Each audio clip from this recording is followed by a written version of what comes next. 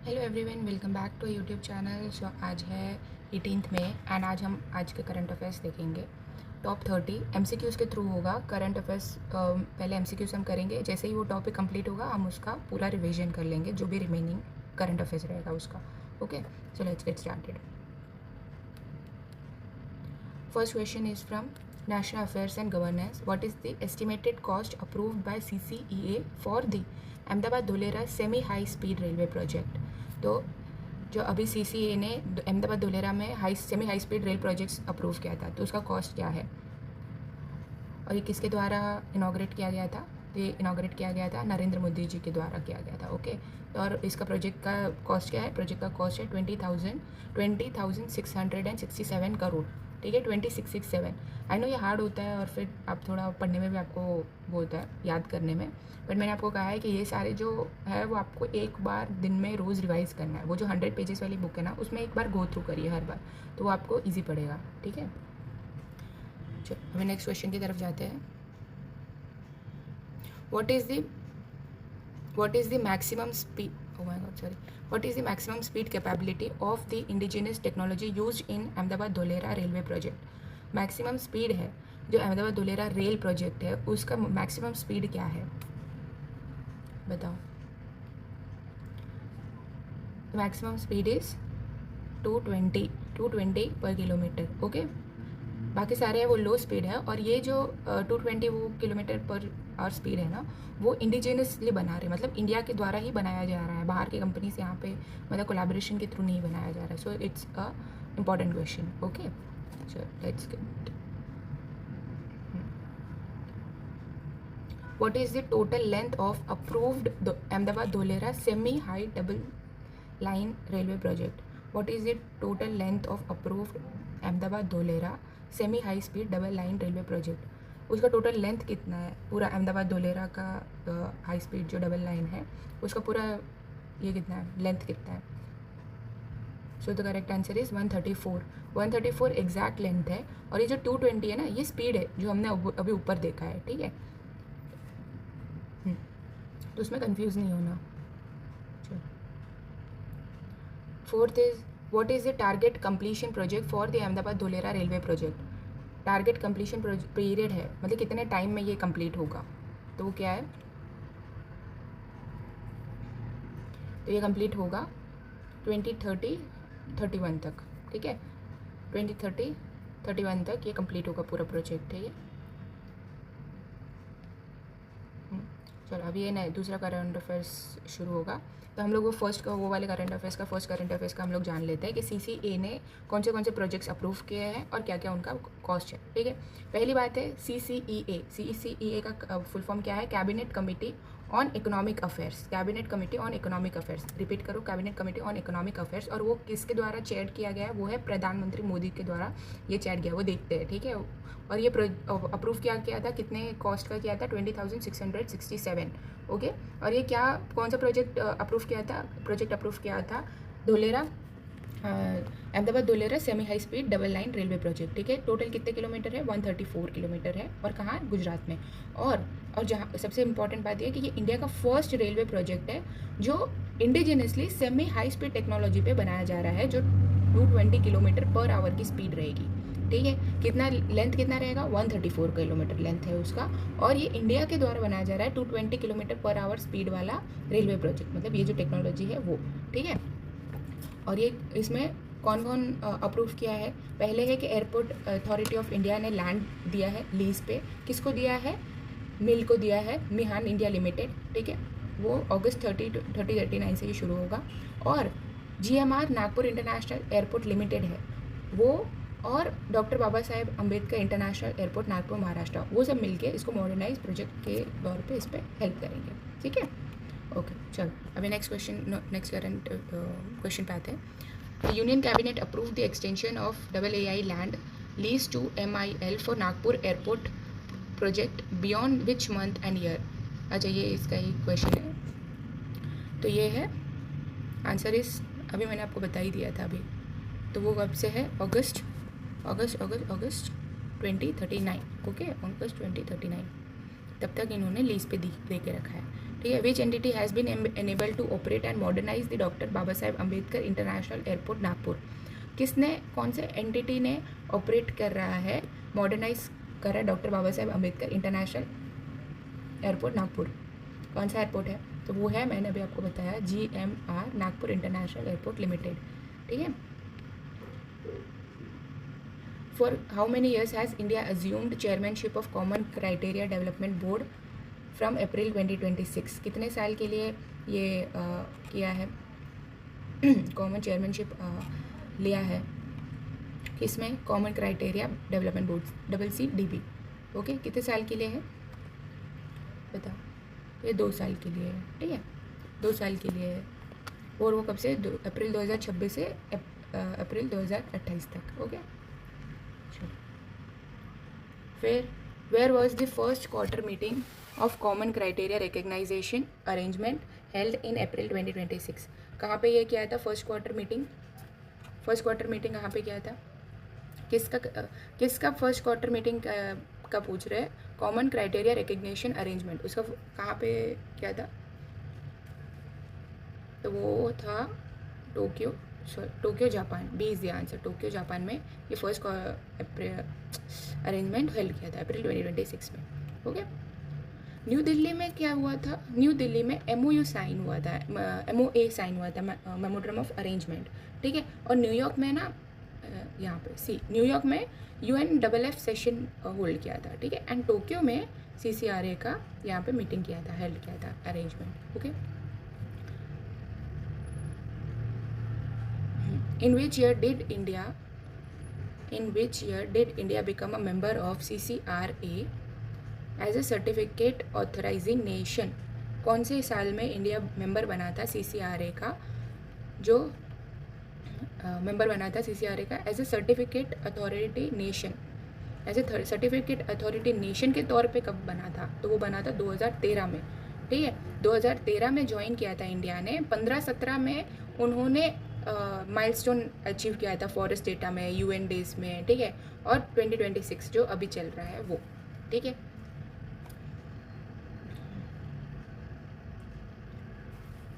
अभी IT security, which official body represents India for IT security certification under CCRA framework. अभी कौन सी official body है जो India को रिप्रेजेंट कर रही है IT सिक्योरिटी के लिए. ठीक है. CCRA फ्रेमवर्क के अंडर, तो कौन सी बॉडी है बताओ, कौन सी एजेंसी है या बॉडी, ऑफिशियल बॉडी, तो B is the answer. STQC directorate by ministry of information and technology. Okay. तो ये जो STQC डायरेक्टरेट है वो रिप्रेजेंट कर रही है इंडिया IT सिक्योरिटी के लिए. ठीक है. और किसके फ्रेमवर्क के, CCRA के फ्रेमवर्क के अंडर. ठीक है. अभी दूसरा इसका करंट अफेयर्स है, तो हम लोग इसका करंट अफेयर्स रिवाइज कर लेते हैं कि क्या है. ठीक है. सबसे पहले CCRA क्या है, CCRA है कॉमन क्राइटेरिया रिकग्निशन अरेंजमेंट. ठीक है. अब ये क्या किसके अंडर, चेयरमैनशिप किसके अंडर है, ये है कॉमन क्राइटेरिया डेवलपमेंट बोर्ड के अंडर है. ठीक है. जो 2 साल का होता है. ठीक है. जो 2 साल का होता है, और उसमें लीडरशिप पोजीशन कंफर्म करते हैं क्वार्टर फर्स्ट के मीटिंग में. ठीक है. और ये कब होता है, अप्रैल में मोस्टली होता है. और इस बार अप्रैल 14 से 16 हुआ था. कहाँ हुआ था, टोक्यो जापान में हुआ था. ठीक है. और ये एक प्रेस्टिजियस रिस्पॉन्सिबिलिटी है जो नेशन, मतलब जो ग्रो हो रहे हैं. ठीक है. उनके यहाँ पे जो IT टेक्नोलॉजी बहुत वीक होती है, तो उनको डेवलपमेंट और सिक्योरिटी के लिए इन लोग हेल्प करते हैं, सारे दूसरे डेवलप्ड कंट्रीज. ओके. और अंडर CCRA में कंट्रीज होती है वो सर्टिफिकेशन लेती है. ठीक है. अडॉप्ट करती है ताकि प्रॉपरली ग्लोबल ट्रेड हो सके विद सिक्योरिटी. ठीक है. इंडिया CCRA का 2013 से मेंबर है, which is a very good thing. Okay. And वो रिप्रेजेंट कर रहे हैं ministry of electronic and information technology. ठीक है. देन और ये 2 कर रहे हैं, ये रहा देखो, STQC डायरेक्टरेट और ministry of information technology. STQC क्या है, standardisation testing and quality certification. Standardisation testing and quality certification. Okay.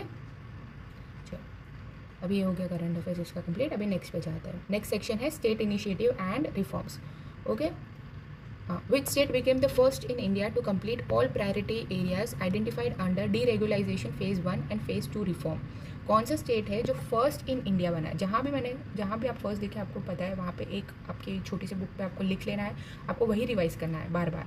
तो उससे क्या होगा कि आप तुरंत उसको रिटेन कर पाओगे. जैसे ही आपको पता चलेगा कि ये इंपॉर्टेंट है, फर्स्ट है, तो फिर आप उसको तुरंत उसको रिवाइज कर पाओगे. ओके, ठीक है. बताओ फर्स्ट कौन सा स्टेट बना है? First in India to complete all priority areas identified under deregulation phase 1 and 2. कौन सा होता है? तो ये स्टेट है त्रिपुरा. ठीक है, त्रिपुरा जो स्टेट है वो फर्स्ट बना है इंडिया में all priority area identified under deregulation phase 1 and phase 2 reform. ठीक है. So, how many total priority areas were completed by Tripura under both deregulation phase 1 and phase 2? अरे अभी आंसर तो आपने देख ही लिया 51. ओके, तो ये टोटल प्रायोरिटी एरिया जो कंप्लीट हुआ था फेज़ 1 एंड फेज़ 2 वो था 51. Okay. When was the phase 2 of deregulation initiated in Tripura? Tripura में ये फेज़ 2 का कब हुआ था? कौन से महीने में और साल में हुआ था?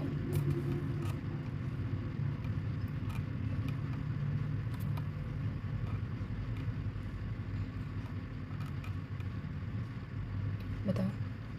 तो ये हुआ था जनवरी 2026 में हुआ था. Okay. Next, which state launch India's first integrated technology driven portal for monitoring NSQ medicine and NDPS drug sales? कौन सा स्टेट है जो इस एरिया में state launch India's first integrated and technology driven portal for monitoring NSQ medicine and NDPS drugs?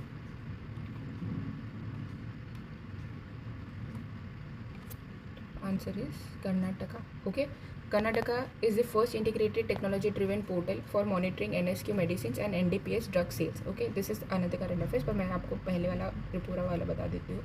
तो देखो, government of Tripura वो पहला स्टेट बना है. ठीक है, डीरेगुलाइजेशन फेज 1 फेज 2 रिफॉर्म. ठीक है, इसका फोकस क्या है? इसका फोकस है ease of doing business and reducing the regulatory burden.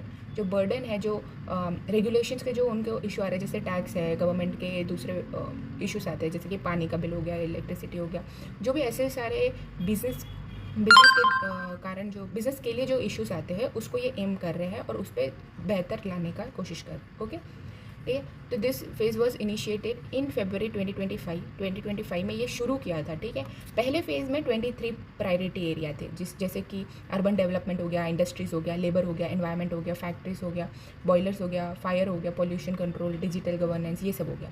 Phase 2 में 28 प्रायोरिटीज़ एरिया थे, जहाँ पे revenue, urban development, industries, labour, tourism, health, वो सबको फोकस किया. ठीक है, तो त्रिपुरा इसमें फर्स्ट आया. ओके ओके, चलो नेक्स्ट. अभी हम लोग देखे थे नेक्स्ट क्वेश्चन क्या था. ये था NSQ मेडिसिन के इस पे था. ठीक है, चलो अभी पहले हम लोग ये कंप्लीट करते हैं, फिर हम देखेंगे. ठीक है,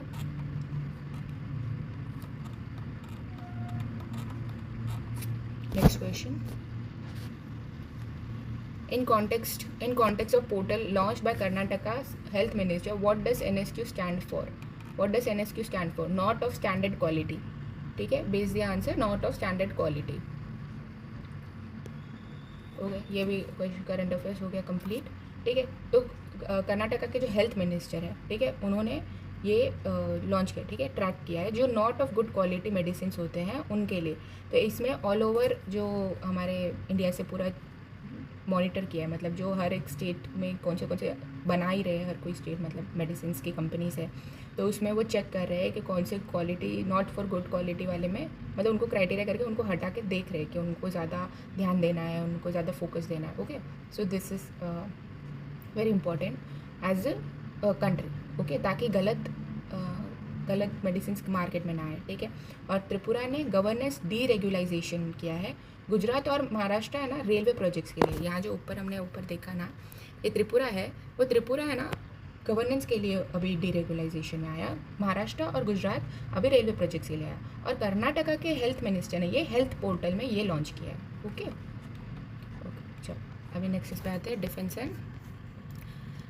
एंड इंटर सर्विस कोऑपरेशन. ठीक है, who represented the Indian army in signing of MOA memorandum of association on affiliation in May 2026. Indian army को किसने रिप्रेजेंट किया था जब मेमोरेंडम ऑफ एसोसिएशन साइन हो रहा था? ठीक है, तो कौन थे बताओ.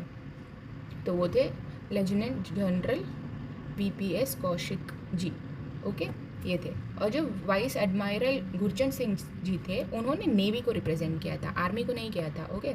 इन्होंने नेवी को रिप्रेजेंट किया था और इन्होंने आर्मी को रिप्रेजेंट किया था, ठीक है। और नरेंद्र मोदी जी तो ठीक है, आर्मी इसमें नहीं है।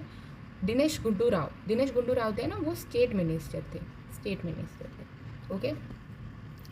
Next, who represented the Indian Navy in signing memorandum of agreement on affiliation of Indian Army। अरे ये ऊपर ही मैंने बता दिया, सो सॉरी, बताओ, अभी मैंने ऊपर ही बताया तो आपको पता होना चाहिए, which is vice admirer Gurchand Singh. Next, L&T partnered with the Excel Technology to develop unmanned system for which defense purpose। L&T जो पार्टनरशिप किया है, किसके साथ किया है? एक्सेल टेक्नोलॉजीज़ के साथ उन्होंने पार्टनरशिप किया है। अनमैन्ड सिस्टम, जो बिना इंसान के जो हथियार बनाते हैं, मतलब बिना इंसान के यूज़ के जो हथियार, मतलब टाइमर वगैरह के साथ जो बनता है, ड्रोन है वो सारे जो है वो कौन सा टेक्नोलॉजी पे उन्होंने साइन किया, तो वो है B, mine and counter measure system. Mines and counter measure system वो बनाने के लिए उन्होंने पार्टनरशिप किया है, ठीक है। और ये जो ACD दूसरे जो ऑप्शन है, fighter net, jet navigation, anti drone, laser weapon, border surveillance radar, वो सारे हैं ना, वो unmanned mine counter measure systems के अंडर आएगा। इसका मतलब ये ACD, ये तीनों B के अंडर आएंगे, ठीक है, ये तीनों इसके अंडर आएंगे, ठीक है। Excel technology with whom L&T partnered for naval defense system is based in which country। L&T जिसके साथ पार्टनरशिप किया है एक्सेल टेक्नोलॉजी, वो कौन से कंट्री की कंपनी है, बताओ। ये आता है, ये आया था अभी SBI क्लर्क में भी पहले आया था, पिछले साल ही ऐसे क्वेश्चन, बताओ ये कौन सा कंट्री की कंपनी है। द आंसर इज़ फ्रांस की ये कंपनी है एक्सेल टेक्नोलॉजी, ठीक है। और जापान और USA ने इंटरनेशनल अफेयर्स, जापान और USA है ना, जापान और USA A&B, उन्होंने अभी हमारे साथ CCRA एंड यूनाइटेड नेशंस, इसमें उन्होंने प्रोजेक्ट साइन किए, ठीक है, बट एक्सेल कंपनी वहाँ की नहीं है, ओके। चल अभी नेक्स्ट हम लोग जाते हैं नेक्स्ट करंट अफेयर्स पे, जो सेक्शन है international affairs and environment. Sorry मैं पता नहीं था स्कूल कैसे हो जाना है, ठीक है। What is the title of UN assessment report on state of world's forest launched in May 2026। तो टाइटल क्या है, जो अभी रिपोर्ट लॉन्च हुई है उसका टाइटल क्या है, तो टाइटल है the global forest goals GFG report 2026। C is the answer, ठीक है। When was the 21st session of united nation forum on forest health. कौन सा 21st Nations forum UNFF health कहाँ पे हुआ था, बताओ। न्यूयॉर्क USA में हुआ था, ओके, न्यूयॉर्क USA में ये लॉन्च हुआ था। 22, according to GFG report 2026, what is identified as the biggest cause of deforestation globally। कौन सा सबसे बड़ा कारण है डिफॉरेस्टेशन का पूरे दुनिया भर में, कौन सा कारण है, वो है एग्रीकल्चर एक्सपेंशन, मतलब अनाज उगाने के लिए वो जो जंगल काट रहे हैं, वो सबसे बड़ा कारण है डिफॉरेस्टाइजेशन। ना ही फ्यूल वुड के कारण है, ना अर्बन गवर्नेंस के कारण है, ना ही क्लाइमेट चेंज के कारण, सबसे ज़्यादा क्लाइमेट एक्सपेंशन के कारण ये इशू है, ठीक है। What is the annual net loss of global forest cover recorded between 2015 to 2025।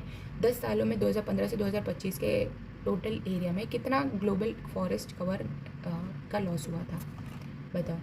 Which is 4.21 million HA, ठीक है। और 4.18 और 4.14 है, जो ये दोनों AB है, वो टोटल ग्लोबल लॉस हुआ था 2015 में, ठीक है। और 16 मिलियन है, ये टोटल ओवर द डेकेड ये हुआ था, बट एनुअल लॉस जो है वो साल पूरे दौरान ये 4.12 हुआ था, ओके, ठीक है। Which region recorded the steepest decline in forest cover losing 4.1 million hectare every year. कौन सा रीजन है जिसने सबसे ज़्यादा स्टीप डिक्लाइन हुआ था फॉरेस्ट कवर के, बताओ। साउथ अमेरिका, ठीक है, C is the answer, South America है जिन्होंने 4.1 million hectare every year lose किया, ठीक है। और जहाँ पे अफ्रीका है उन्होंने 3 मिलियन एनुअली लॉस किया, ठीक है। एशिया और जो सब सहारा अफ्रीका है, उन्होंने एग्रीकल्चर के द्वारा नहीं किया है फॉरेस्ट डिक्लाइन, उन्होंने फ्यूल जो डिमांड है उसके कारण किया है, ठीक है। पर जो साउथ अमेरिका है वो हाईएस्ट है, 4.1 million hectare every year. Okay, next question, economy and business. इसमें सारे जो करंट अफेयर्स में मोस्टली हो गया है, करंट अफेयर्स क्वेश्चंस में करंट अफेयर्स कंप्लीट हो गया, तो इसलिए मैं उसको अभी दूसरे इसमें रिपीट नहीं करूँगी। जहाँ पे मेरे को लगेगा कुछ मिस आउट हो गया और बड़ी न्यूज़ है तो मैं वहाँ पे आपको बता दूँगी, ठीक है। Economic and business 25th question है हमारा, ठीक है। Stanley revise India's GDP growth, real GDP growth forecast financial year 2027 upward to what percentage. Morgan Stanley है, उन्होंने इंडिया के जीडीपी बढ़ा दिया, तो कितने से, मतलब अभी क्या है परसेंटेज, अभी क्या है परसेंट, अभी क्या है बताओ।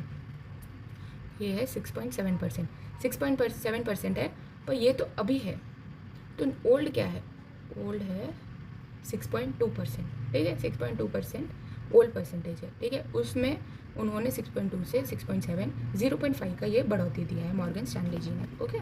एंड 7% है, ये 2028 के लिए इन्होंने बताया है, okay.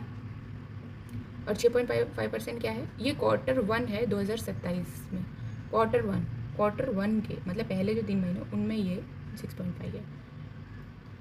What is India's GDP growth projection for financial year 2027 as per Morgan Stanley. India का जीडीपी ग्रोथ 2027-28 के हिसाब से क्या है, क्या प्रोजेक्शन है, मैंने जैसे आपको बता दिया ऊपर 7% है, ठीक है। What is India's average inflation expected to be for financial year 2027 according to Morgan Stanley? India का जो एवरेज इन्फ्लेशन है, जो एक्सपेक्टेड है 2027 अकॉर्डिंग टू मॉर्गन स्टैनली, तो क्या है एवरेज इन्फ्लेशन बताओ। तो वो है 4.7 है, ठीक है। एवरेज इन्फ्लेशन 4.7 है, ठीक है। 3.2 है ना, 3.2 और 3.5 ये ग्लोबल पैरामीटर्स, मतलब ग्लोबली इतना इन्फ्लेशन होगा 2026-27, ये 2026 का और ये 2025 का, ठीक है, ये इतना था, ठीक है। और 6.5 है ना, वो Q1 का ग्रोथ रेट है, ठीक है, ग्रोथ रेट प्रोजेक्शन है। अभी हम इंपॉर्टेंट डेज पे आ गए हैं एंड थीम्स पे। On which date is the international day of living together in peace annually observed के कौन सी date international peace together and annually international day of living together in peace, international day of living together in peace कौन सा day है ये, तो ये है मई 16, ठीक है। मई 16 को ये सेलिब्रेट किया जाता है। Which year did the United nation general assembly proclaim the international day of living together in piece, ये कौन सा डे है, कब हुआ था ये, कौन से साल में, तो ये हो गया था 2017 में, B is the answer 2017, okay. What is the 2026 theme for the international day of living together in peace. 2026 का थीम है international day of living together in peace, तो ये उसका थीम क्या है, ठीक है बताओ। Answer is B, building trust through dialogue inclusion and reconciliation, ठीक है। Building trust through dialogue inclusion and reconciliation, okay. तो यहाँ पे हमारे ये करंट अफेयर्स होते हैं complete. Thank you so much for watching. A humble request, सब अच्छे से पढ़िए एंड हो जाएगा, हिम्मत रखिए, हो जाएगा सारा एग्ज़ाम, ठीक है, क्लियर हो जाओगे। डिमोटिवेट मत हो, यही टाइम है पढ़ने का, पढ़ते रहो, चालू रखो पढ़ना, okay. And at the last मैं हमेशा कहती हूँ ग्लास यूज़ मत करो, ऐसा कुछ मत यूज़ करो कि आपकी वजह से दूसरों को हार्म हो, ठीक है, क्योंकि वो ग्लास टूट जाता है, सही से डिस्पोज नहीं होता है, तो इससे अच्छा आप यूज़ ही मत करो, और जो पुराना है उसको सही से डिस्पोज करो, ठीक है, कपड़े में लपेट के अच्छे से टेप में उसको पूरा कवर करके, सो दैट किसी को लगे नहीं, ठीक है, और सामने वाले को भी पता चले कि इसमें ग्लास है, ओके, बिकॉज उनके पास इतना इक्विपमेंट नहीं होता है कि वो अच्छे से ट्रीटमेंट कर पाए, ठीक है। तो आप प्लीज़ उसका यूज़ मत करिएगा, ठीक है। Bye, keep learning.